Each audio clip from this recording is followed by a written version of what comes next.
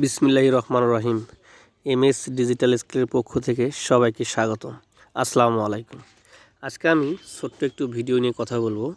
সেটা হচ্ছে ব্রিজ স্কেলের জাংশন বক্স সেটিং করে কিভাবে সুন্দরভাবে কার্যক্রম সম্পন্ন করা যায় এই বিষয়ে একটু কথা বলবো।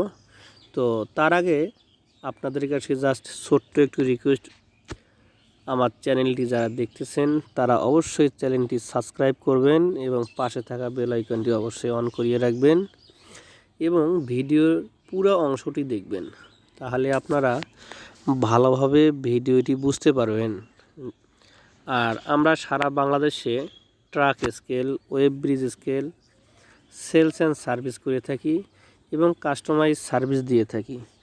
যাদের ব্রিজ স্কেলের load cell, indicator, junction box, load সেলের তার, জাম্বু ডিসপ্লে, এমনকি স্কেল ম্যানেজ সিস্টেম সফটওয়্যার প্রয়োজন, তারা অবশ্যই আমার স্ক্রিনে দেখানো নাম্বারে যোগাযোগ করবেন। ইনশাল্লাহ আপনাদেরকে সঠিক পরামর্শ দিয়ে সহযোগিতা করব। আর যাদের আপনাদের ব্রিজ স্কেল বসাইতে চাচ্ছেন নতুন করে, আপনারা স্ক্রিনে দেখানো নাম্বারে যোগাযোগ করবেন, আমি সর্বোচ্চ সহযোগিতা করার চেষ্টা করব। এখানে দেখেন আমরা জাংশন বক্স সেটিং করে আমরা এই স্কেলটার ওজনটা আমরা ক্যালিব্রেশন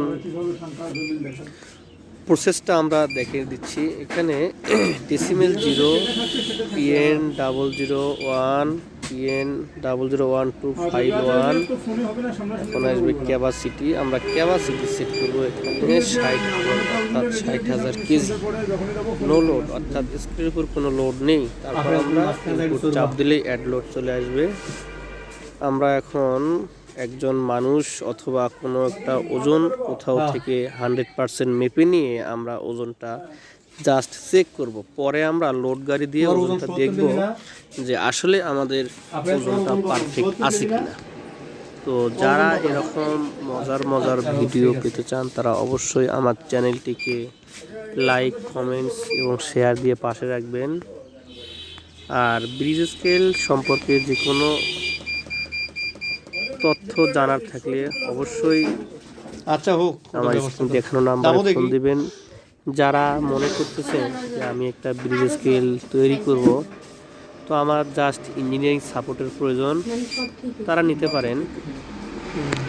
আমরা ইঞ্জিনিয়ারিং সাপোর্ট দিয়ে থাকি সারা বাংলাদেশে, কাস্টমাইজ সাপোর্ট দিয়ে থাকি এবং লোড সেল, ইন্ডিকেটর সব রকম DS3, DS8, DS1, D10 indicator, A9+ indicator এবং আমরা সব রকম স্কেল সেলস এন্ড সার্ভিস দিয়ে থাকি। চ্যানেলটি ভালো লাগলে অবশ্যই সাবস্ক্রাইব করবেন।